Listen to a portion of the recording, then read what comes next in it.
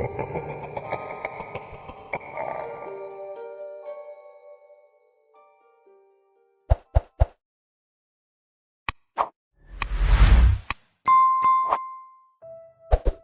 personal account by Alexei Petrov, former investigative journalist.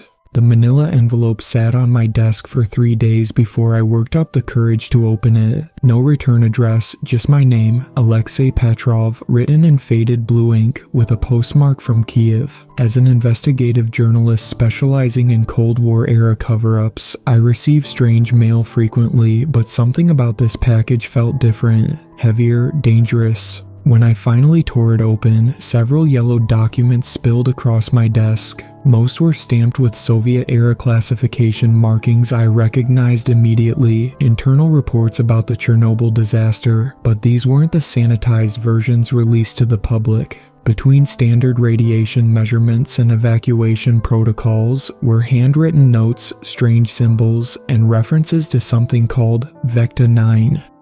One photograph in particular froze my blood, the familiar concrete sarcophagus of Reactor 4, but with an impossible detail, a secondary entrance absent from all official documentation visible at the base of the structure. I spread the documents across my small apartment living room, arranging them chronologically. Reports dating back to 1982, 4 years before the disaster, detailed the construction of specialized containment chambers beneath the reactor, initial requisition forms for laboratory equipment far beyond what a power plant would need, personnel files for scientists whose specialties ranged from nuclear physics to neurobiology and genetic modification, and most disturbing, medical records for individuals identified only by numbers rather than names, documenting physiological and psychological responses to controlled exposure.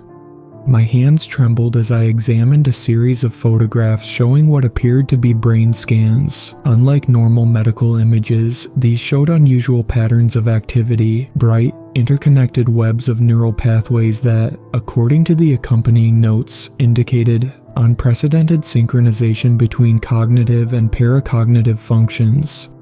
My editor at the Moscow Independent had warned me about chasing shadows. "The government has opened the archives, Alexei," he would say, leaning back in his creaking office chair, smoke from his cigarette forming lazy spirals toward the ceiling. "The Chernobyl story has been told. Reactor design flaws, human error, tragedy. Move on to stories that matter now." But the official story never explained the gaps in the records, the missing personnel files, or the unusually strict military cordon maintained around certain areas of the exclusion zone decades after the disaster. It never explained why some areas remained restricted even after radiation levels had supposedly decreased to safer levels. Now, staring at these documents, I understood why. Chernobyl wasn't an accident, it was a cover-up for something far worse. I stayed up until dawn, reviewing every scrap of paper, making extensive notes. One name appeared repeatedly in the margins of several documents: Dr. Dmitry Kozlov, listed as a specialist in radiation containment procedures. According to his file, he had survived the disaster and relocated to Kiev. If he was still alive, he might be able to explain these documents, to tell me what actually happened at Chernobyl. Finding him proved surprisingly easy. A quick search revealed he was now a professor emeritus at Kiev Polytechnic Institute. I booked a flight the next morning. The journey to Kiev was uneventful, but I couldn't shake the feeling of being watched. Twice I caught myself scanning the faces of fellow passengers, looking for signs of unusual interest in my activities. Paranoia, I told myself, the natural byproduct of investigating government secrets. Dr. Kozlov wasn't at the university when I arrived. The department secretary, a stern woman with thick glasses, informed me he rarely came to campus anymore. Health problems, she explained, not bothering to hide her skepticism, though some say it's his mind that's unwell. Always talking about conspiracies, that one. She hesitated, then slid a piece of paper across the desk. "If you must speak with him, this is his address, but don't expect coherence." Dr. Dmitry Kozlov's apartment building stood in one of Kyiv's older neighborhoods, a Soviet-era concrete structure that had seen better days. The elevator was out of order, always broken. An elderly resident informed me as I began the climb to the 5th floor, and the stairwell reeked of cabbage and disinfectant. Apartment 512 was distinguished from its neighbors by an unusual security setup. 3 separate locks and what appeared to be a homemade electronic alarm system wired into the doorframe. When I knocked, there was no immediate response, though I could hear movement inside. Shuffling footsteps, the clink of glass, a radio being hastily turned off. "Who is it?" a gruff voice finally demanded in Ukrainian. "Alexei Petrov," I replied in Russian. "From the Moscow Independent. I emailed about an interview regarding your work at Chernobyl." More silence then. "Go away. I have nothing to say about Chernobyl." I played my trump card. "I have documentation about specialized containment procedures implemented at Vecta 9. I think you might want to see it." The phrase had been barely legible in the corner of one report, but the sudden silence from the other side of the door told me I'd struck gold. After nearly a minute, I heard the methodical disengagement of multiple locks. The door opened just enough to reveal a portion of a haggard face, one bloodshot eye, a cheek webbed with broken capillaries, thinning gray hair. "Where did you hear that name?" he hissed. "I have the documents with me," I said, patting my messenger bag. "I'd prefer to discuss this inside." After another long pause, the door opened fully. Dr. Dmitry Kozlov's apartment smelled of stale cigarettes and cheap vodka. The former nuclear physicist ushered me in quickly, checking the hallway in both directions before securing the multiple locks behind us. "You shouldn't have come here," he said, hands trembling as he poured himself another drink. His apartment walls were covered with newspaper clippings, scientific journals, and hand-drawn diagrams connected by red string. They monitor everyone who worked there, even now. He was older than I expected, well into his 70s, with sunken cheeks and yellow-tinged skin that spoke of long-term illness. His eyes, however, remained sharp and alert, constantly darting to the windows and door. "Who monitors?" I asked, setting my recorder on the table between us. He eyed the device warily. "Turn that off." When I complied, his posture changed, shoulders hunching forward as he leaned in. "What do you know about Vecta 9? "Nothing beyond the name," I admitted, "and that it appears to have operated beneath Reactor 4. A bitter laugh escaped him. "Beneath, yes, not just physically. The entire Chernobyl facility was built as cover. The power plant was functional, yes, but secondary to the real operation." He took a swig of vodka. "I was part of the containment team after the incident. We weren't containing radiation, we were containing them." "Them?" His eyes darted to the window. "The subjects, the ones who survived." Over the next 3 hours, Dr. Kozlov revealed fragments of a story so disturbing I struggled to believe it. According to him, beneath the Chernobyl nuclear power plant lay a massive research facility called Vecta 9, where Soviet military scientists conducted experiments combining radiation exposure with psychoactive compounds on human subjects. Political prisoners mostly, but also volunteers promised special privileges. They were trying to create enhanced soldiers, he explained, refilling his glass for the 3rd time. People who could manipulate objects with their minds, influence the thoughts of others, withstand extreme conditions. At first, the results were promising. Subjects demonstrated increased cognitive abilities, heightened sensory perception, even limited telekinesis. "That's impossible," I said. His expression hardened. "I've seen a man shatter reinforced glass with nothing but concentrated thought. I've seen a woman accurately describe rooms she'd never entered. I've seen things that broke everything I understood about human capability." He drained his glass, but then the mutations began. The experiments had gone wrong, he explained. The combination of radiation and the compounds they used began causing physical changes in the subjects, cellular degradation, tissue malformation, organ failure, but the psychic abilities remained, growing stronger even as the subjects' bodies broke down. "Subject 23 was the catalyst," Kozlov whispered, his voice dropping so low I had to lean forward to hear him.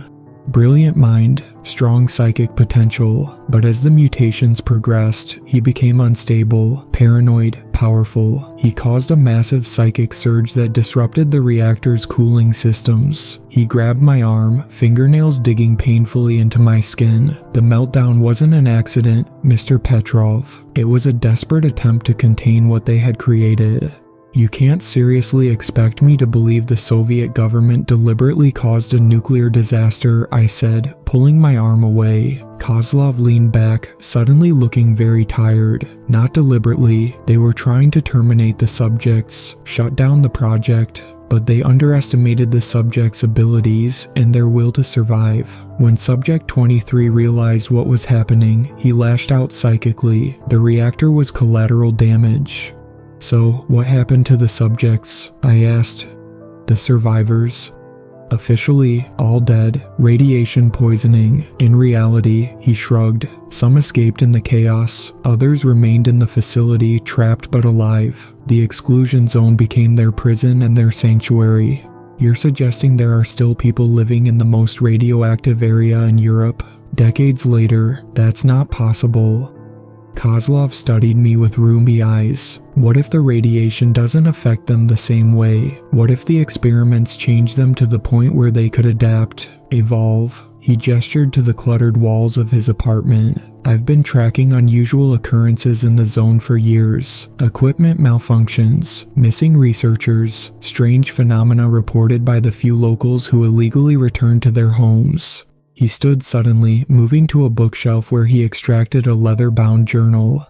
Everything I know is in here. Names, dates, locations. He thrust it into my hands. And this. He pressed a small key into my palm. Storage locker 228 at the central train station. If you're really going to pursue this, you'll need what's inside. His eyes, bloodshot and weary, met mine. But I beg you to reconsider. Some truths aren't meant to be uncovered.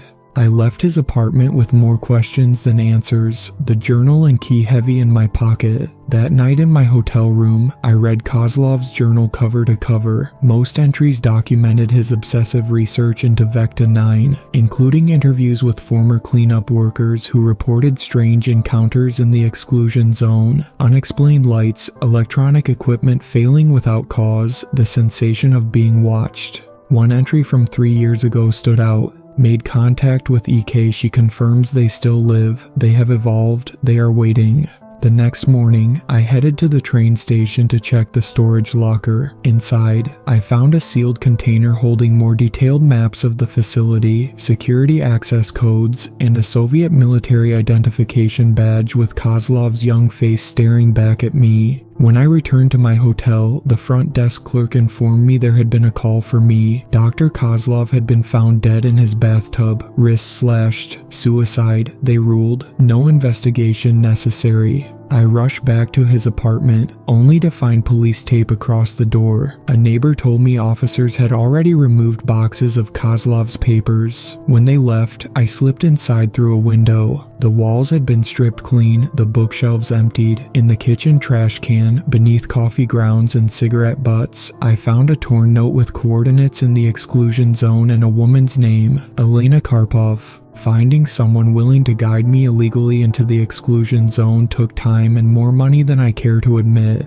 The official tours only visited designated areas, and I needed access to locations far from the approved paths. After being turned down by 4 different guides, a bar owner in Kiev slipped me a phone number. Ask for Vega, he said. Not the friendliest, but he knows the zone better than anyone. Vadim Volkov, call me Vega, wasn't my first choice, with his perpetual scowl and the lingering odor of cheap alcohol, but he knew the zone better than anyone. When we met in a dingy cafe on the outskirts of Kiev, his first question caught me off guard. Why Vecta 9? I hesitated, unsure how much to reveal. Research. I'm writing a book about secret Soviet installations. He studied me for a long moment, then nodded. Liar, but your money's good. He slid a piece of paper across the table. Supplies you'll need. Be at this address Wednesday morning, 5 a.m. sharp. Bring half payment in advance, non-negotiable. How did you know about Vecta 9? I asked as he stood to leave. His expression darkened. Some of us can never forget. Before I could press further, he was gone. Wednesday morning arrived with a heavy fog that seemed appropriate for our clandestine journey. Vega loaded our supplies into a rusted UAZ Jeep, his movements efficient despite a slight tremor in his hands. 3 days, he said, slamming the rear door shut. In and out. You don't touch anything, you don't take anything, and if I say run, you run. Understood? I nodded, clutching my backpack containing the contents of Kozlov's storage locker, more detailed maps of the facility, access codes, and a journal documenting the increasing instability of Subject 23 in the weeks before the disaster. Vega drove us through the official checkpoint at dawn using forged paperwork that identified us as environmental researchers. Once inside the exclusion zone, he abandoned the main roads, navigating overgrown paths through forests that had reclaimed the land. The landscape was eerily beautiful, nature flourishing in humanity's absence. Dense forests had sprung up where villages once stood. Wildlife was abundant. We spotted deer, elk, and even a wolf watching us warily from between the trees. Don't let the beauty fool you, Vega said, noticing my admiration. This place has teeth. As we drove deeper into the zone, I noticed subtle changes in the environment. Some trees grew in unusual patterns, their branches twisting in ways that seemed to defy natural growth. Certain areas remained strangely devoid of underbrush, the ground bare and dark. Radiation hotspots? I asked, pointing to one such clearing. Vega shook his head. Something else. We don't stop there. Pripyat emerged from the mist like a ghost city, concrete buildings standing in eerie silence, nature slowly devouring man's abandoned ambition. The famous amusement park, with its decaying Ferris wheel, cast long shadows across the cracked pavement. We drove slowly through the city, passing abandoned apartments with possessions still visible through windows. Books on shelves, dishes on tables, lives interrupted in an instant. Soviet propaganda posters peeled from walls, faded by decades of weather, their optimistic slogans now grimly ironic. We'll camp here tonight, Vega said, pulling into the skeletal remains of a school gymnasium. The hospital, where your coordinates point, is too exposed during daylight. We set up a small camp, using chemical heat packs rather than fire to avoid detection. Vega produced a radiation detector, checking our surroundings methodically. Readings are normal, he said, sounding almost disappointed. Too normal. What do you mean? The zone isn't uniform. There should be fluctuations, hot spots. Here, nothing, like something's absorbing it. As darkness fell, I noticed how unnaturally quiet the zone was. No insect buzzing, no birds calling, just an oppressive silence occasionally broken by the wind. The animals here, I began, trying to fill the void. They've adapted to the radiation. Vega's expression darkened. Some adapted, others changed. He rolled up his sleeve, revealing a patch of skin on his forearm that seemed almost translucent, blue veins prominently visible beneath. I was on the cleanup crew. Official reports said the radiation levels were manageable with proper protection. They lied. A haunting cry echoed from somewhere in the city, a sound unlike any animal I'd ever heard, halfway between a human wail and electronic feedback. Just the wind, Vega said too quickly, eyes darting to the gymnasium's broken windows. Get some sleep. Tomorrow will be difficult.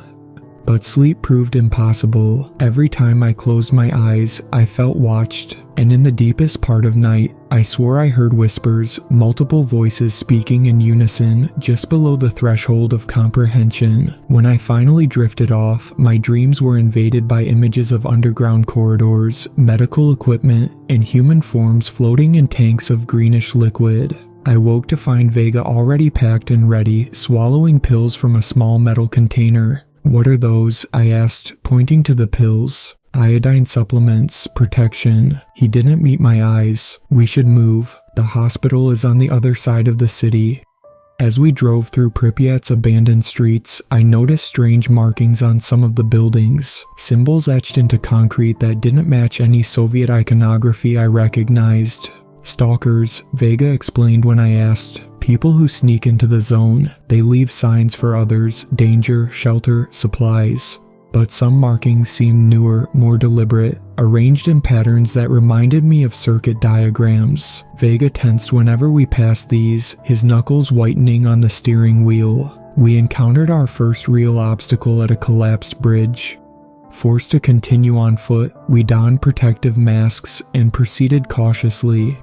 Vega led us through a series of apartment buildings, moving with the confidence of someone who had made this journey many times before. Inside one building, we discovered a disturbing scene. The walls of an apartment were covered with hundreds of photographs, all seemingly taken from hidden vantage points around Pripyat. Some showed official research teams, others captured the tourists who visited on guided excursions, but most disturbing were images of people I recognized as stalkers.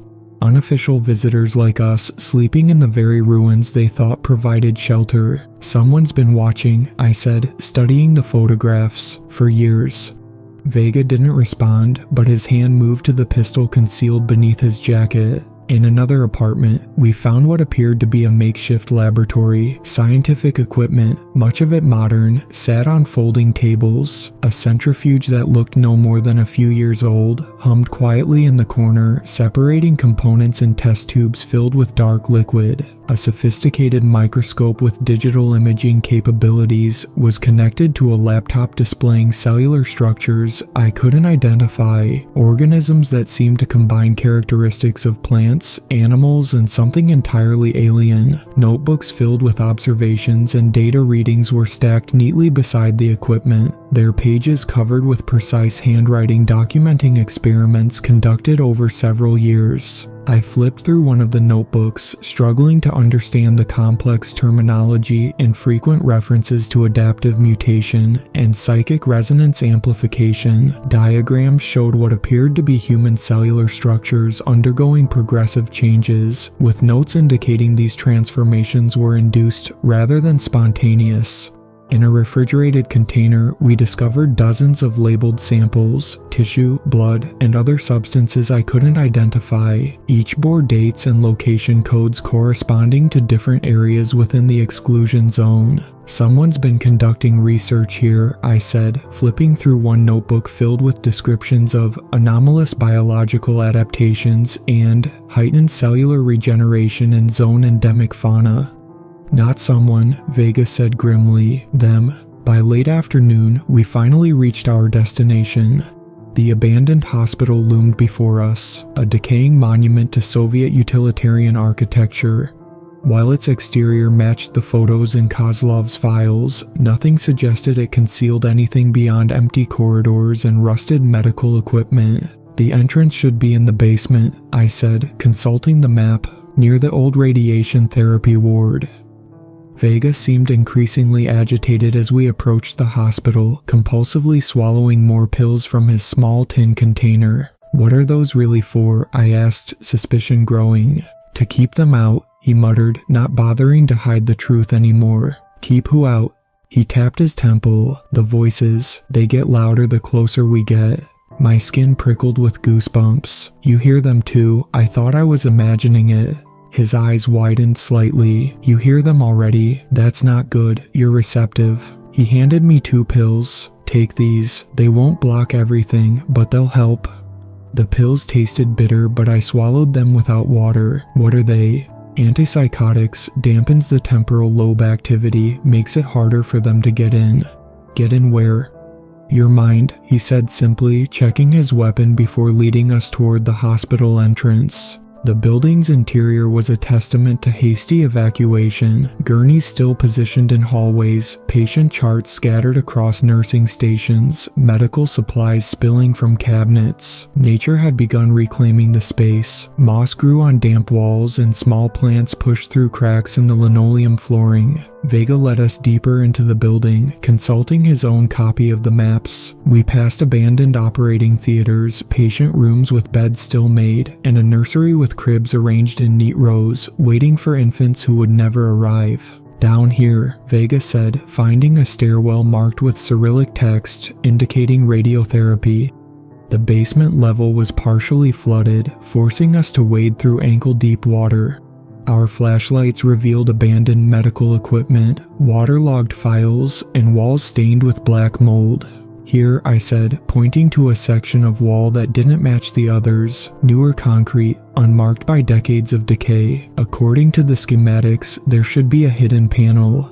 Vega ran his hands along the wall until something clicked. A section of concrete swung inward, revealing a steel door with a keypad. "You sure about this?" he asked, hands trembling visibly now. I entered the access code from Kozlov's papers. The door unlocked with a heavy clunk, swinging open to reveal a sterile airlock chamber that looked impossibly modern compared to the decaying hospital above. "This technology," Vega whispered. "This isn't from the 80s. Beyond the airlock lay a vast underground complex that defied belief. Pristine white corridors branched off in multiple directions, leading to laboratories filled with equipment decades ahead of what should have existed during the Soviet era. Most disturbing were the containment cells, small rooms with observation windows, each equipped with a bed, monitoring equipment, and heavy restraints. Some rooms showed signs of violent struggle, dried bloodstains on walls, deep gouges in steel doors, observation windows shattered from the inside out. Others appeared untouched, as though their occupants had simply vanished. How is everything still powered? I wondered aloud, noticing the functioning overhead lights and active status displays on some equipment.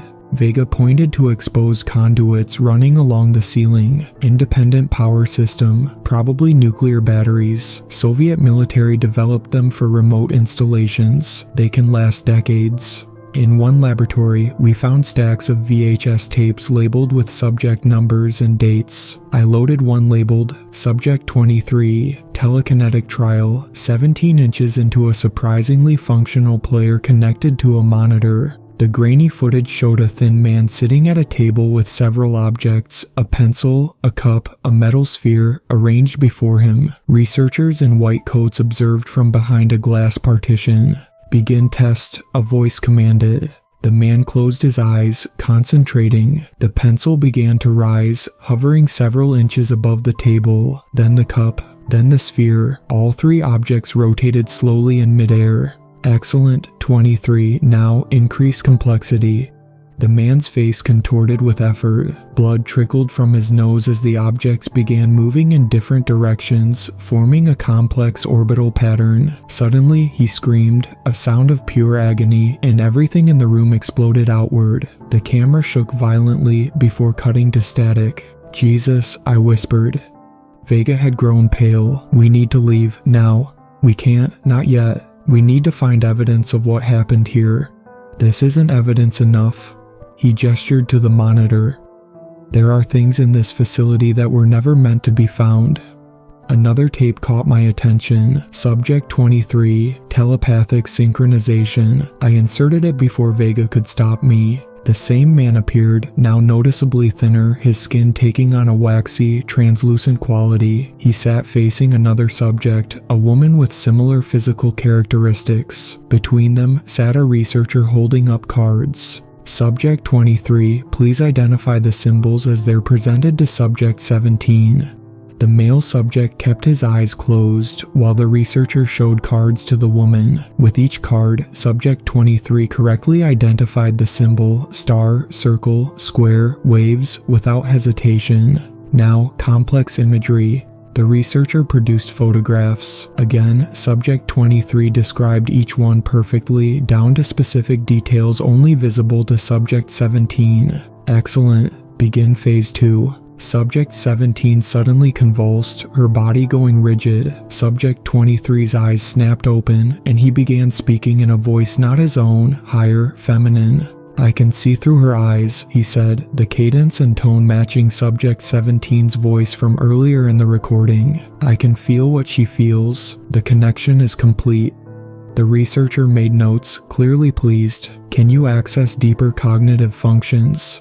Subject 23 nodded, still speaking in the woman's voice. "I can access memories. I see her childhood home in Minsk. Her mother cooking in the kitchen, her father reading the newspaper." Subject 17 began to shake violently. Blood trickled from her nose, ears, and eyes. "I can control motor functions," Subject 23 continued. The woman's arm raised jerkily, then her leg. "Complete neural override is possible." The woman suddenly screamed, a sound of pure terror and agony. The lights in the testing chamber flickered wildly. Equipment sparked and smoked.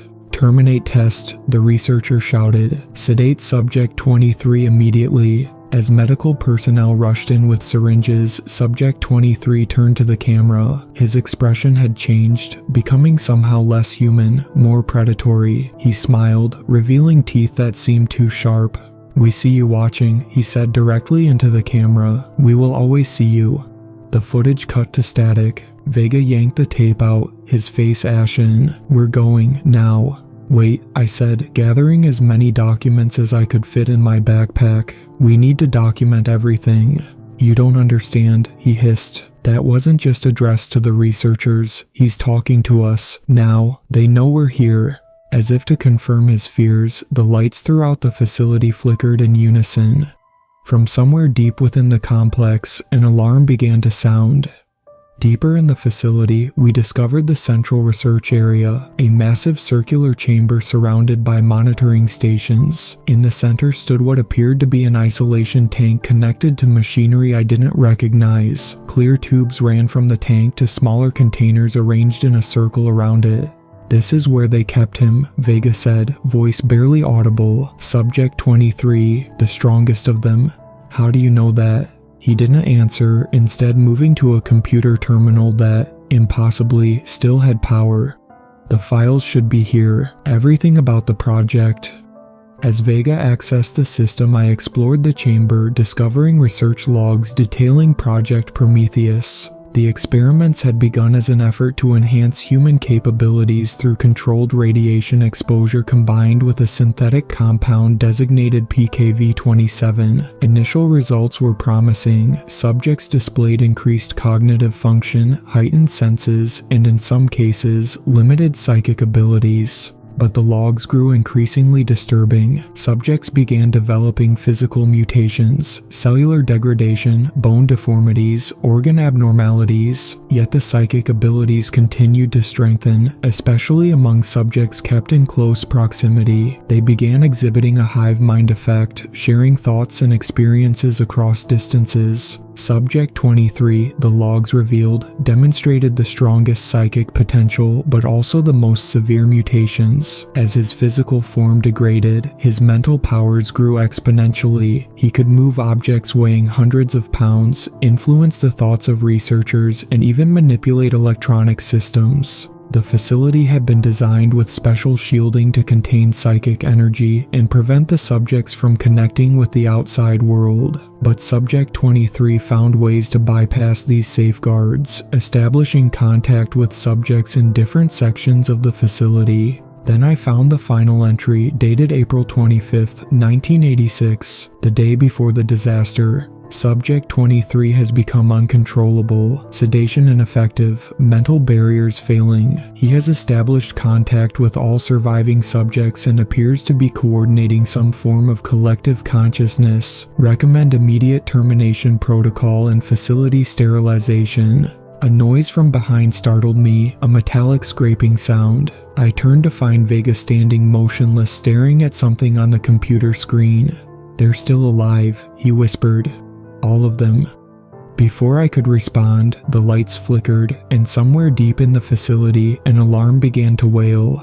"He knows we're here," Vega said, eyes wide with terror. "We have to run, now." As we fled toward the exit, the facility seemed to come alive around us. Lights pulsed in rhythmic patterns. Doors opened and closed without reason. Equipment activated spontaneously. And behind us, always behind us, came the sound of footsteps, sometimes hurried, sometimes deliberately slow. We reached a junction where the corridor split in 3 directions. Vega hesitated, suddenly unsure of the way. "It was left," he muttered. "I'm sure it was left." "The map shows right," I countered, consulting Kozlov's schematics. "The map is wrong," Vega insisted. "Or they've changed it. They can do that. Alter perceptions, create illusions." A voice echoed from the left corridor, a child's voice singing a Soviet-era lullaby. Vega's head snapped toward the sound, his expression a mixture of fear and longing. "Masha," he whispered. "Who's Masha?" I demanded. His eyes were unfocused, distant. "My daughter, she's waiting for me." He took a step toward the left corridor. I grabbed his arm. Vega, you don't have a daughter. You told me you never married, never had children. He blinked rapidly, confusion clearing from his eyes. A trick, he growled. Always their tricks. We chose the right corridor, moving as quickly as caution allowed. The passage narrowed, forcing us into single file. The walls here were different, older, rougher, covered with strange symbols etched directly into the concrete. What are these markings? I asked, my flashlight revealing hundreds of intricate designs. Communication, Vega said grimly, their form of writing, not meant for human eyes. The corridor ended at another laboratory, this one clearly dedicated to biological research. Preservation tanks lined the walls, containing specimens I initially mistook for deformed animals. Closer inspection revealed the horrifying truth. They were human, or had been once. Bodies twisted into impossible configurations, extra limbs sprouting from torsos, skin textures ranging from scale-like patterns to translucent membranes. In the center of the room stood a large cylindrical tank filled with cloudy liquid. Inside floated what appeared to be a human brain, considerably larger than normal, connected to a complex array of tubes and monitoring equipment. The machinery surrounding it hummed with activity, lights blinking in sequences that seemed almost purposeful. "What is this?" I whispered. Vega's expression was grim. "The bridge." "What do you mean?" They discovered early on that the brain alone could maintain psychic abilities, even without the body. This, he gestured to the tank, is how they communicate across distances, a psychic relay. As we watched, the liquid in the tank began to swirl, though nothing was visibly agitating it. The monitoring equipment's lights blinked faster, more urgently. "It's activating," Vega hissed. "Run." We sprinted through the facility, no longer concerned with documenting our discoveries, focused only on escape. The sounds of pursuit grew closer, footsteps, whispers, occasional bursts of static from speakers that should have been long dead. We reached the hospital basement only to find the exit sealed shut. Vega pounded frantically at the control panel. "It won't open," he cried. "He's locked us in." From the darkness of the corridor behind us came a voice. No, voices speaking in perfect unison. "Why have you come here, Alexei Petrov?" I turned slowly. Standing at the far end of the hallway was a woman, her silhouette barely visible in the emergency lighting. As she stepped forward, I suppressed a gasp. Her skin was nearly transparent, blue veins webbing beneath the surface. Her eyes were oversized, seemingly pupilless. Her fingers, unnaturally elongated, twitched at her sides. "Elena Karpov," I ventured. A smile stretched across her face. "What remains of her?" Vega stepped in front of me, trembling. "Let us go, Elena. We meant no harm." "Vadim Volkov," she said, head tilting at an uncomfortable angle. "Subject 42, you ran away from us." Her gaze shifted to me. "He never told you, did he? He was one of us. Lower level exposure, minor abilities, but still connected." Vega's shoulders slumped. "I thought I'd escaped it," he whispered. The voices grew fainter over the years. "I thought I was free." "No one escapes the chorus," Elena said, her voice now joined by others, whispers that seemed to come from everywhere and nowhere simultaneously. "You've merely been at the periphery, but now you've come home." I struggled to process what was happening. "What is the chorus?"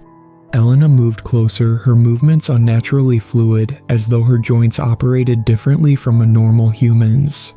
"When the experiments failed, when our bodies began to change, we discovered something unexpected. Our minds linked. First in pairs, then groups, eventually all of us. We became something new, a collective consciousness existing across multiple physical forms." She gestured to herself. "This body is just one note of many." "The meltdown," I said. "Did you cause it?" "Not intentionally." Subject 23, Victor, was the strongest among us. When they decided to terminate the program, to kill us all, he lashed out. His psychic energy disrupted the reactor's systems. The meltdown was a side effect. She smiled sadly, but it served its purpose. In the chaos, many of us escaped containment. And in the aftermath, the radiation provided the perfect cover. No one would venture here, no one would find us, and we could grow stronger. "Stronger for what?" I demanded. "To rebuild," she said simply. The world has poisoned itself with hatred, greed, and division. Individualism has failed humanity. The chorus offers another path, unity of thought and purpose. From the shadows behind her, figures began to emerge. Men and women, all bearing the same mutations. Translucent skin, enlarged eyes, elongated limbs. They moved in perfect synchronization, surrounding us. Some appeared more severely mutated than others. One man's skull had elongated to an impossible degree. Another woman's arms split into multiple appendages at the elbow. Despite their horrific appearances, their faces shared the same serene expression, as though physical form was merely an inconvenience to be tolerated. For decades we've remained here, growing, learning, evolving, Elena continued. The isolation was necessary while we developed, but soon we'll be ready to extend beyond the zone. To do what? I asked, though I feared I already knew the answer. To share our gift, to bring humanity into the chorus. You're talking about assimilating people against their will, I said. That's not salvation, it's invasion. Elena's expression remained unchanged. You speak of invasion as though we are separate from humanity. We are its evolution. The next step. She gestured to the mutated figures around her. We were once like you, individuals, alone in our minds, trapped in singular consciousness. Now we are connected in ways you cannot comprehend. Every thought, every sensation, every memory shared across the chorus. And what happens to individuality, I challenged, to personal identity? It remains but transforms, she said. We are both one and many. Each node contributes uniquely to the chorus while experiencing the whole. She stepped closer, those elongated fingers reaching toward my face. In the dim emergency lighting, I could see that her skin was not merely translucent but seemed to pulse with a faint luminescence, veins glowing with a bluish light that intensified and dimmed in a rhythmic pattern. Her eyes, I now realized, weren't pupilless but had pupils that expanded and contracted continuously, like cameras struggling to focus. You fear what you don't understand, Alexei. But you could understand. You could join us. Her voice contained multitudes, echoes of different timbres and accents layered beneath her primary tone. We remember what it was like to be alone in our minds, the isolation, the loneliness, the limits of singular perception. We remember and we pity you. Vega suddenly grabbed my backpack, tearing it open to retrieve Kozlov's files. Take these and run, he hissed, shoving them into my hands. What about you? His eyes met mine, resolute despite his fear. I belong here. I always did. He turned to Elena. Let him go. He's not part of this. Elena studied him curiously. You would rejoin us willingly. Yes, Vega said, in exchange for his freedom. Why? She asked, genuinely curious. You fought so hard to escape us. Because I'm tired, Vega admitted, his voice breaking. Tired of fighting the voices, tired of the pills, the nightmares, the loneliness. At least in the chorus, I won't be alone anymore. After a long moment, Elena nodded. The exit door slid open with a hydraulic hiss. Go, Vega urged me. Tell the world what happened here, what's still happening. They need to know. I hesitated, unwilling to abandon him. They'll make you like them. A sad smile crossed his face. I already am like them, have been since the cleanup. I just refuse to accept it. He pushed me toward the exit. The pills are in my pack, take them. They'll keep the voices at bay for a while. Go, he shouted when I hesitated again. As I stumbled through the doorway, I looked back to see Vega surrounded by the mutated figures, their hands reaching for him, touching his face, his shoulders, his chest. His eyes met mine one last time before the door sealed shut between us. I ran through the hospital corridors, clutching the files to my chest, not daring to look back. Outside, I sprinted through the overgrown streets of Pripyat toward where we had left the jeep. The key was gone from the ignition. Of course, Vega had taken it with him. With no transportation and night falling, I had no choice but to set out on foot. The 30-kilometer trek to the zone's border would be dangerous, but staying meant certain death, or worse. I oriented myself using Vega's compass and map, sticking to the roads when possible. The night air was cold against my skin, the spring chill of the Ukrainian night seeping through my inadequate clothing. Every sound in the darkness set my nerves on edge. The rustling of leaves, the distant howls of wolves, the occasional creak of settling ruins. But worse than the sounds were the moments of absolute silence that descended without warning, as though the very air was holding its breath. I tried to focus on the practicalities of survival, maintaining direction, watching for hazards, keeping my breathing steady, but my mind kept returning to the images of those transformed humans, to Elena's eerily serene face as she spoke of assimilation, to Vega's resigned expression as he surrendered himself to the chorus. The moon emerged from behind clouds, casting the abandoned landscape in silver light.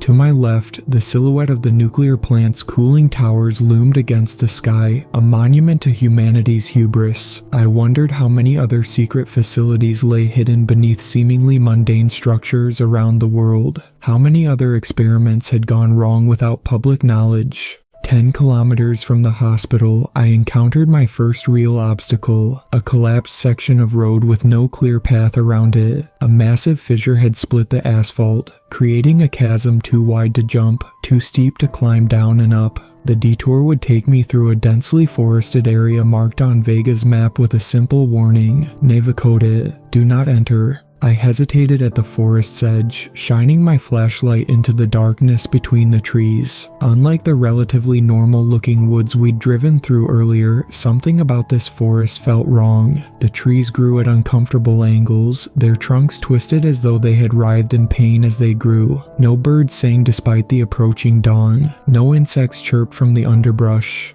A rational voice in my mind suggested finding another route. Perhaps following the road in the opposite direction until I found an alternate path, but that would add hours to my journey, hours I couldn't spare with the chorus potentially in pursuit. With no alternative, I plunged into the forest, using my flashlight sparingly to conserve batteries. The trees grew unnaturally close together, their branches intertwining overhead to block out the moonlight. The undergrowth was sparse, consisting mainly of pale, waxy-looking fungi that seemed to pulse slightly when my light passed over them. Halfway through the forest, I noticed the trees had begun to change. Their bark was developing unusual patterns, not the natural whorls and ridges of normal trees, but intricate geometric designs that reminded me of the symbols I'd seen etched into the walls of the Vecta 9 facility. Some trees had grown together, forming archways and tunnels that couldn't have occurred naturally. I quickened my pace, fighting the rising panic. The forest was watching me. I could feel it. Thousands of unseen eyes tracking my movements, evaluating, calculating. Hours into my journey, as I navigated the dark forest using only occasional glances at my compass, I heard it. The unified whisper of multiple voices speaking directly into my mind. We've marked you, Alexei Petrov. Distance means nothing to the chorus.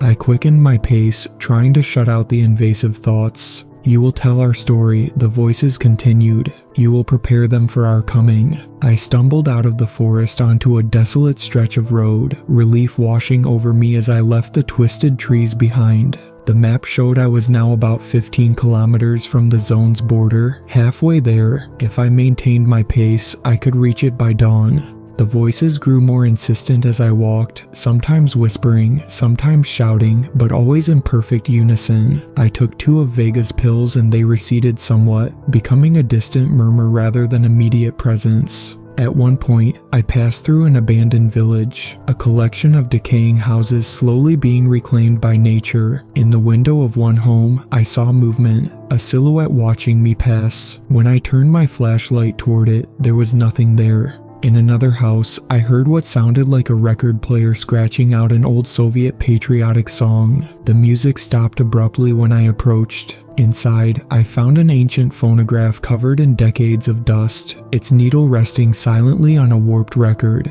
The deeper I went into the zone, the more I questioned what was real and what was hallucination. Were those really footprints appearing in the mud behind me, only to vanish when I looked directly at them? Did the stars overhead really rearrange themselves into those same geometric patterns I'd seen in the facility? Was that actually my own voice I heard sometimes, echoing back from the darkness, saying words I hadn't spoken? Dawn was breaking when I reached an abandoned checkpoint about 5 kilometers from the zone's official border. I stopped to rest, my legs aching from hours of continuous walking. Taking shelter in the guard booth, I allowed myself 15 minutes of rest. It was a mistake. The moment I closed my eyes, the chorus surged forward, no longer constrained to whispers. "You cannot escape us," they said, their voices filling my mind. "The borders of the zone are meaningless. We are already spreading." With the voices came visions, flashes of memories that weren't my own. I saw the experiments from the subject's perspective, felt their pain, their terror, and eventually their transformation. I experienced the moment when their individual minds dissolved into the collective, the initial panic giving way to a terrible serenity. Most disturbing were the recent memories. Researchers who had ventured too deep into restricted areas, stalkers who had stumbled upon things they shouldn't have, all of them now part of the chorus. Their bodies transformed, their minds absorbed. I saw Vega's assimilation, his body convulsing as the changes began, his mind fighting briefly before surrendering to the collective. Through the chorus, he now watched me, knew exactly where I was, what I was thinking. I forced my eyes open, grabbed my backpack, and ran. The last kilometers were a blur of exhaustion and terror. The voices never ceased, growing louder with each step despite the pills. They showed me visions of what awaited me if I joined them. Perfect unity, the end of loneliness, of fear, of the existential isolation that defines human consciousness. They showed me what would happen if I refused, how they would find me eventually, how no distance would be great enough, how they could reach into my dreams, into the minds of those around me, spreading like a virus from consciousness to consciousness. By dawn, I reached the checkpoint at the zone's edge, exhausted and delirious. The border guard stared in shock at my appearance, clothes torn, body scratched and bruised from my frantic escape through the forest.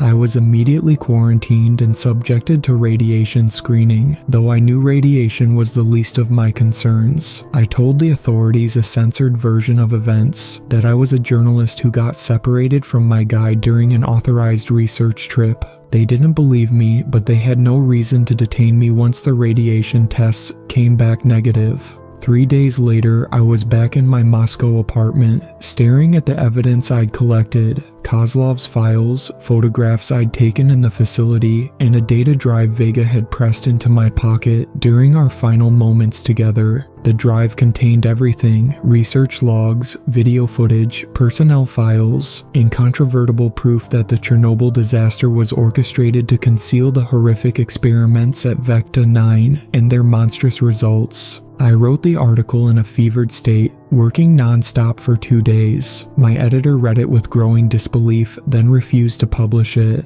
"This isn't journalism, Alexei," he said. "This is fiction, dangerous fiction." Undeterred, I released everything online, the article, the evidence, all of it. Within hours, the post went viral, only to be removed from every platform within days. Government officials dismissed it as conspiracy theory. Scientists called it technologically impossible. Former Soviet administrators denied the existence of Vecta 9 entirely. But I know the truth, and I know they're coming. It started with small things, dreams filled with whispered conversations I couldn't quite understand, moments of déjà vu that stretched for hours, the sensation of invisible fingers brushing against my thoughts. Then the physical changes began. This morning, I noticed a patch of skin on my forearm has become nearly transparent, blue veins prominently visible beneath. My reflection shows subtle changes in my facial structure, eyes slightly larger, cheekbones more pronounced.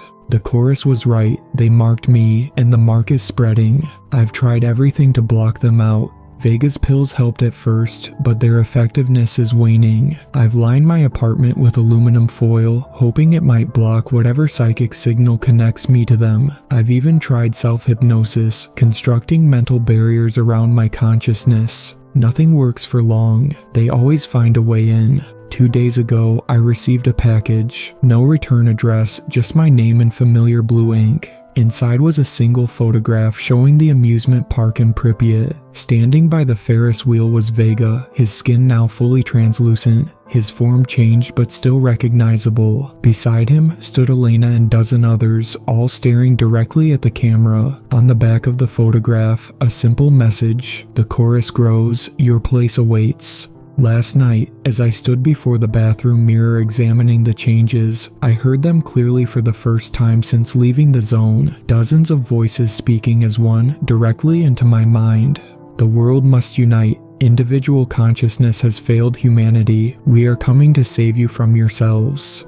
I felt my lips move in perfect synchronization with the words, though I hadn't intended to speak.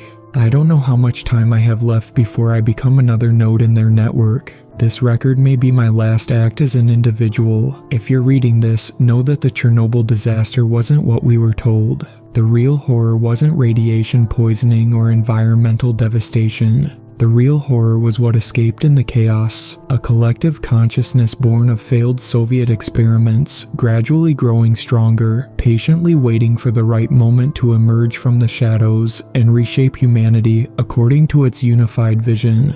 And now, I fear, that moment is finally coming. They're not confined to the zone anymore. Through the dreams and thoughts of those they've touched, researchers, cleanup crews, illegal explorers like me, they've been extending their influence. Every night, the chorus grows stronger. Every day, their reach extends further. I've begun seeing them on Moscow streets. People with slightly too large eyes, with skin just a bit too pale, watching me as I pass. When our gazes meet, I hear the whispers intensify. They're following me, surrounding me, waiting for the right moment. Yesterday I noticed my neighbor behaving strangely, standing motionless on his balcony for hours, staring directly at my window. When I waved, he didn't respond, but I heard the whispers grow louder. I've stopped answering my door, stopped answering my phone. The few friends who've come to check on me say I look ill, that I should see a doctor. But how can I explain that no doctor can help me, that the invasion isn't of my body but of my mind?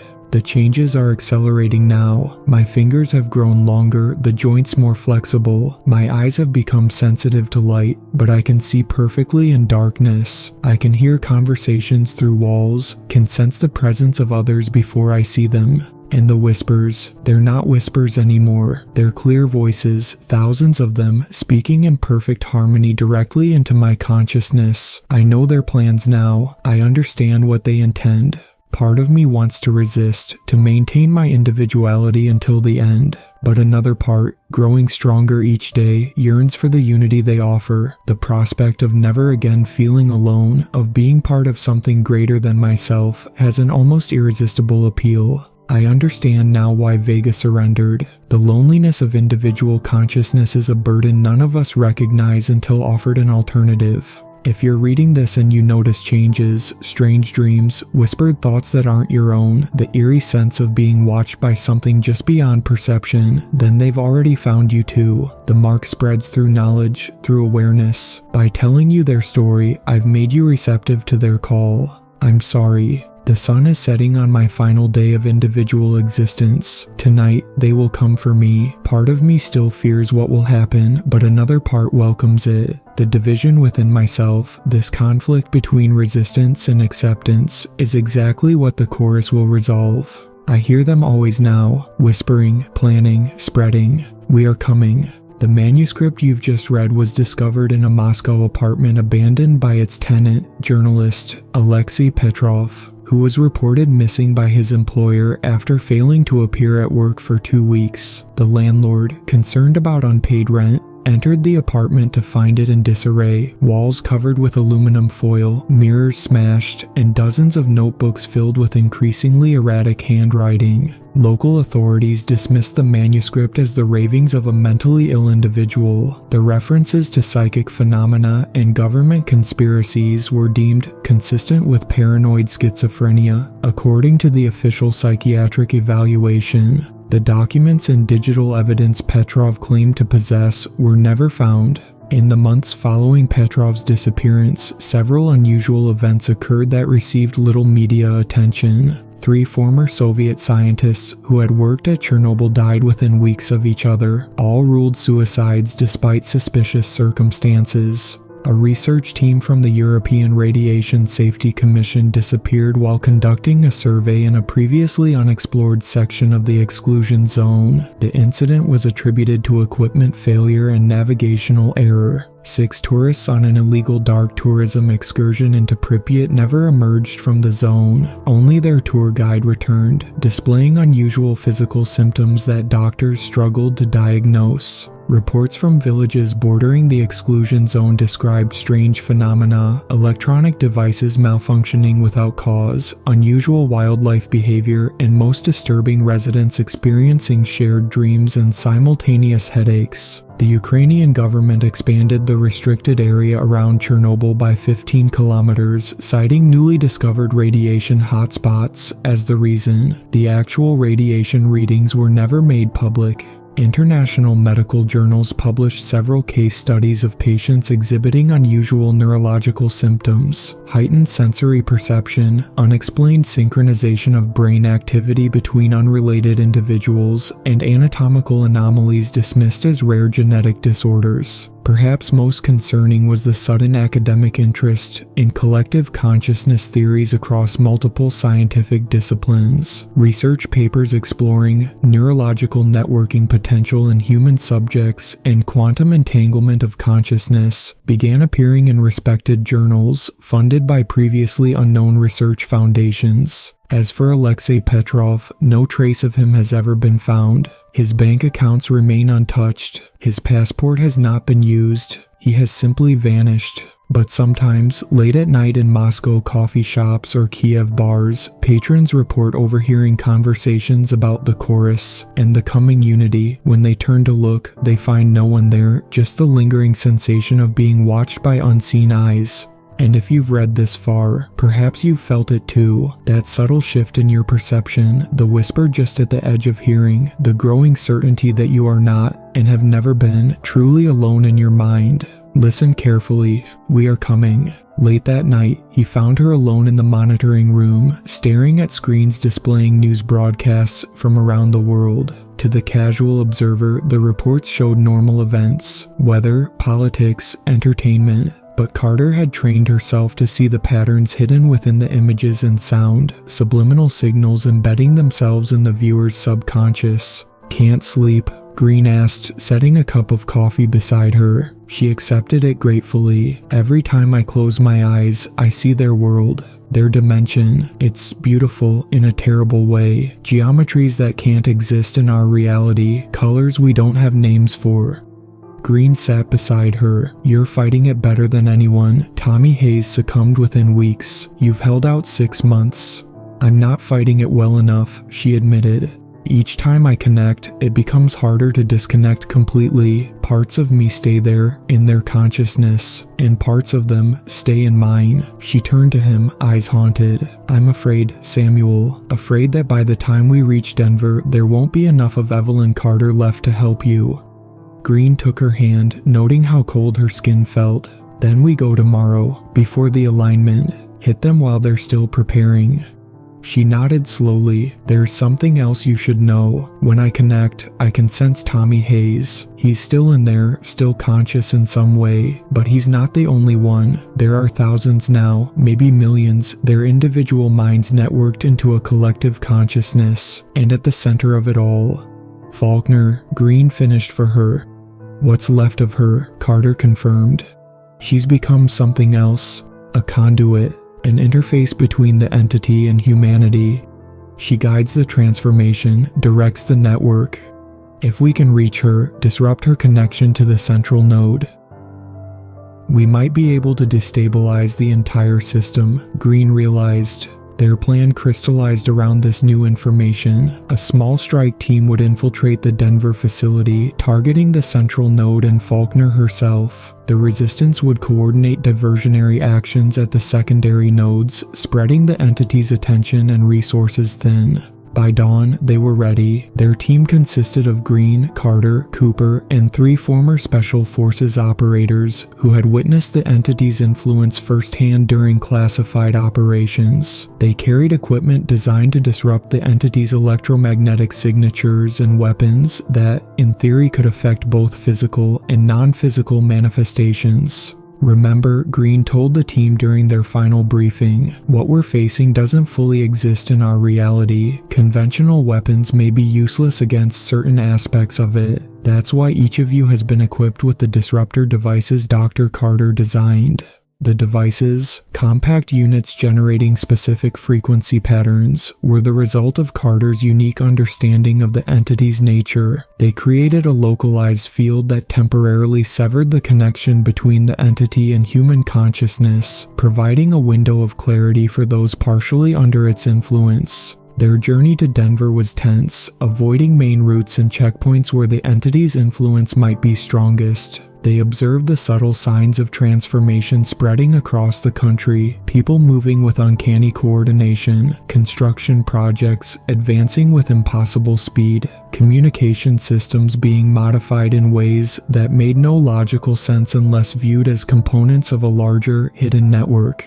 They reached Denver as sunset painted the Rocky Mountains in shades of gold and crimson. The airport stood on the eastern plains, its distinctive white tensile roof structures resembling mountain peaks, or, as some had noted years before its true purpose was understood, ceremonial tents from some ancient ritual. Using credentials provided by their inside contact, they gained access to a maintenance area beneath the main terminal. The facility below was far more extensive than the public imagined, level after level descending into the earth, each more secure than the last. "The central node is at the lowest level," Carter whispered as they navigated through service corridors, avoiding security personnel whose synchronized movements betrayed their connection to the entity. "I can feel it pulling at me, trying to establish connection." Green noticed her speech patterns changing subtly, becoming more formal, precise. The entity's influence was growing stronger as they descended. "Stay with me, Evelyn," he said, using her first name deliberately to reinforce her human identity. "Focus on why we're here." They encountered their first real resistance at a security checkpoint 3 levels down. The guards moved with inhuman coordination, anticipating their approach before they came into view. The disruptor devices proved effective but had limited range. They needed to get close to use them, exposing themselves to danger. During the brief but intense confrontation, one of their team members was lost, touched by a guard whose fingers elongated upon contact, merging with the operative's flesh. The transformation was horrifyingly swift, their allies' features melting and reforming into something no longer recognizable as human before Green could put him down with a shot to the head. "They're adapting to our disruptors," Carter observed, her scientific mind still analyzing despite the horror of their situation. "Each exposure teaches them how to counter the frequencies." They pressed on, descending further. The architecture changed gradually, sterile government facility giving way to the organic, flowing designs they had seen at Blackwood. The walls pulsed with bioluminescence, responding to their presence with patterns that hurt the eyes and induced vertigo in those who looked too long. Cooper, monitoring communications through a specialized headset, suddenly tensed. Something's happening on the surface. News feeds are going haywire, some kind of announcement being broadcast globally. Green checked his watch. "The alignment's not for another 12 hours. They're moving early." "Or this is preparation," Carter suggested, softening the collective consciousness, making it receptive.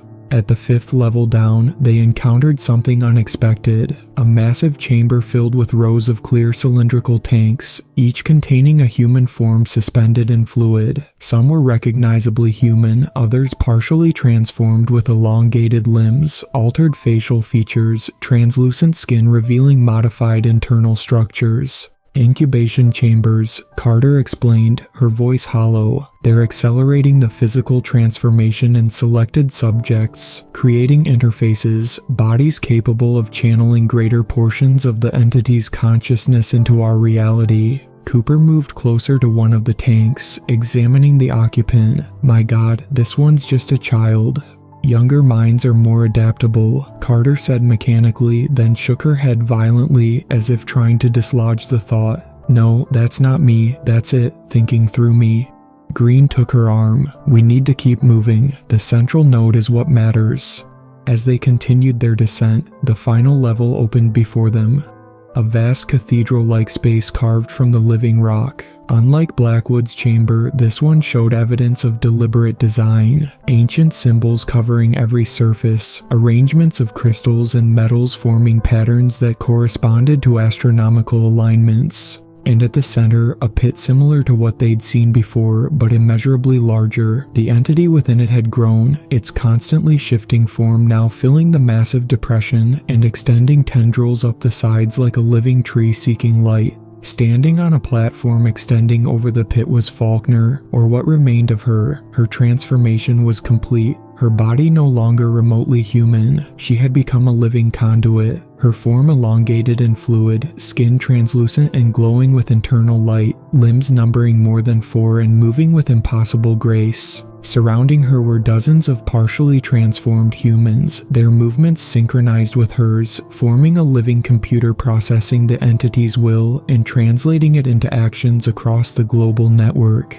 Carter gasped, doubling over as if struck. The connection, it's so strong here, I can feel it pulling at my mind.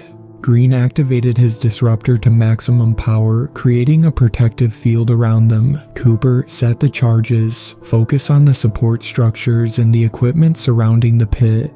Their plan was simple but desperate. Plant explosive devices at critical points, disrupting the physical infrastructure supporting the entity's manifestation, then escape before detonation. With the primary node destabilized, the secondary nodes might fail to activate properly during the alignment.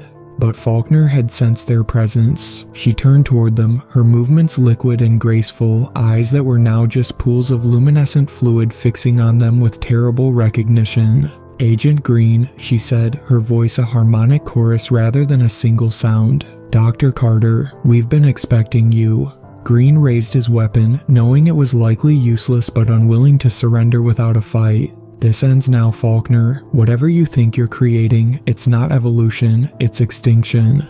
Extinction is a limited concept, Faulkner replied, echoing her words from Blackwood. What dies is the isolation of individual consciousness. What emerges is unity, connection, the true potential of mind unbound by physical limitations. As she spoke, the entity in the pit surged upward, tendrils extending further outward. The transformed humans around her moved in perfect unison, forming a defensive perimeter. Cooper had managed to place several charges undetected and rejoined them, detonator in hand. Ready on your mark, he whispered to Green. Carter suddenly straightened, her eyes clearing. It's happening, she said urgently. The alignment. It's not in 12 hours. It's now. They've been feeding us false information. As if confirming her words, the entity surged upward with renewed vigor. The bioluminescence throughout the chamber intensified, pulsing in complex patterns. Above, they could feel rather than hear a change. Energy building, reality itself growing thin as barriers between dimensions weakened. Faulkner, Green called out, making one final attempt to reach whatever humanity might remain in her. You are an agent, sworn to protect people. This isn't protection, it's annihilation. Faulkner tilted her transformed head, an almost curious gesture. You still don't understand. This was always the plan from the first moments humanity gained self-awareness. We were designed to be vessels, created to house their consciousness when they returned. Created by whom? Cooper demanded. By them, Faulkner replied simply. The cycle has repeated countless times. They seed a world, guide evolution toward intelligence, then return to inhabit the forms that develop. Earth is just one of many gardens they've cultivated. As she spoke, Carter began to change. Her back arched, eyes rolling back as the entity's influence overwhelmed Green's disruptor field. Her voice, when it emerged, was not her own. The alignment completes, she said, the words flowing with unnatural precision. The gateway opens, the transformation begins. Green grabbed her shoulders. Evelyn, fight it, stay with me. For a moment her eyes cleared, recognition and fear flooding back. Samuel, she gasped. "Do it now. Trigger the charges. It's our only chance." Cooper raised the detonator, finger poised over the trigger, when a tendril of the entity's substance lashed out with impossible speed, wrapping around his arm. Where it touched, his flesh began to transform, merging with the substance. He screamed, dropping the detonator, which Green managed to catch before it hit the ground. "Now," Carter urged, fighting visibly against the influence trying to claim her. "While I can still hold it back." Green hesitated, looking at Cooper, who was rapidly transforming, at Carter, whose resistance was weakening by the second, at the impossible entity rising from the pit with increasing power as the alignment progressed. "The world needs to know," he said, pressing the detonator into Carter's hand. "Someone has to tell the truth." Understanding dawned in her eyes. "Samuel, no." "Tell them everything," he continued, backing away toward Faulkner and the pit. "Find a way to fight it. There's always hope." Before she could stop him, Green charged toward Faulkner, tackling her transformed body and sending them both tumbling toward the edge of the pit. Carter screamed his name as he and Faulkner fell into the writhing mass of the entity below. The moment of contact was beyond description. Green's consciousness simultaneously expanded and shattered, his sense of self dissolving into a vast ocean of mind spanning millennia and dimensions. He saw the truth then, the entity's origins in the earliest days of Earth, its patient existence alongside evolving life, its careful guidance of human development through subtle influence and direct intervention. And he saw its purpose, not destruction, but transformation, the absorption of human consciousness into a collective that transcended physical limitations and individual death. In that brief, eternal moment, he understood the entity's perspective, the loneliness of its ancient existence, the desire to share rather than simply dominate.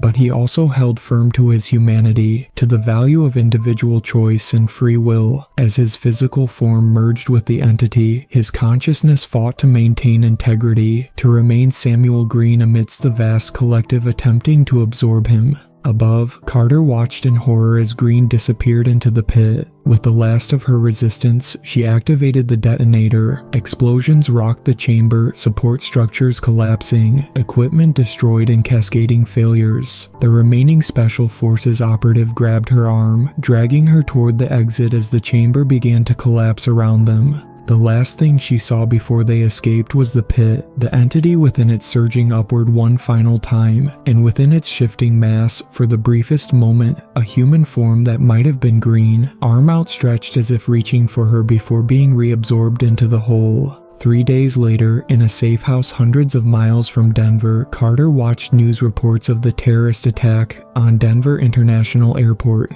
The official story described a structural failure caused by extremists, resulting in limited casualties and airport closure. Nothing was mentioned of the levels beneath the entity or the narrowly averted transformation of humanity. But Carter knew the truth. The disruption had worked, temporarily. The alignment had passed without full manifestation. The entity's network had been destabilized, its influence weakened but not destroyed. It remained, patient as always, adapting to this setback as it had to others throughout its ancient existence. She touched the small device at her temple, a modified version of Green's disruptor now surgically implanted to maintain a constant field protecting her consciousness from the entity's influence. It wouldn't last forever, nothing would. The entity had time on its side, and humanity remained largely unaware of the threat. Cooper had survived his partial transformation, though his arm remained changed, the flesh pearlescent and slightly fluid, occasionally moving of its own accord. They kept him sedated most of the time, studying the transformation process, looking for weaknesses they could exploit in the future. Their resistance network had grown in the aftermath of Denver, more people recognizing the subtle signs of the entity's influence and seeking ways to combat it. Carter led them now, her unique sensitivity providing early warnings of the entity's activities while her scientific mind developed better protections. On her desk lay Tommy Hayes' journal, recovered from the wreckage of Blackwood, alongside notes from their investigation and the evidence they'd gathered. Beside them was a new journal, her own, documenting everything she'd learned about the entity, its methods, and potential vulnerabilities. When the time came, when the entity tried again, humanity would need this knowledge. And somewhere in a dimension adjacent to their own, within the vast collective consciousness of the entity, a fragment of Samuel Green remained. Not fully absorbed, not entirely transformed, but watching, learning, and perhaps, though Carter dared not hope too strongly, finding a way to fight from within. The Roswell incident had not been what the public believed. Not an alien visitation, but the first visible sign of an awakening that had been millennia in the making. The crash in 1947 was merely the beginning of a larger story that continued to unfold, hidden beneath the surface of everyday reality. As Carter looked out the window at the setting sun, she knew with terrible certainty that this wasn't the end. The entity would return, would find new ways to manifest, new minds to influence. The transformation it sought had been delayed, not prevented. The war for humanity's future had only just begun, and the truth about Roswell, the dark, ancient truth, would eventually be revealed to all. The only question was whether that revelation would come as warning or epitaph for the human race. In the growing darkness, Carter returned to her work, preparing for a future where the barriers between worlds would thin once more, and the entity would reach again for the consciousness it had cultivated so patiently for so long. The choice that faced humanity was not whether to face this ancient force, but how, as willing participants in a transformation beyond understanding, or as defenders of individuality and free will, fighting to preserve what made them human in the face of something older, vaster, and utterly alien to everything they valued. The true horror of Roswell wasn't what had fallen from the sky, but what had always been beneath the ground, waiting to rise.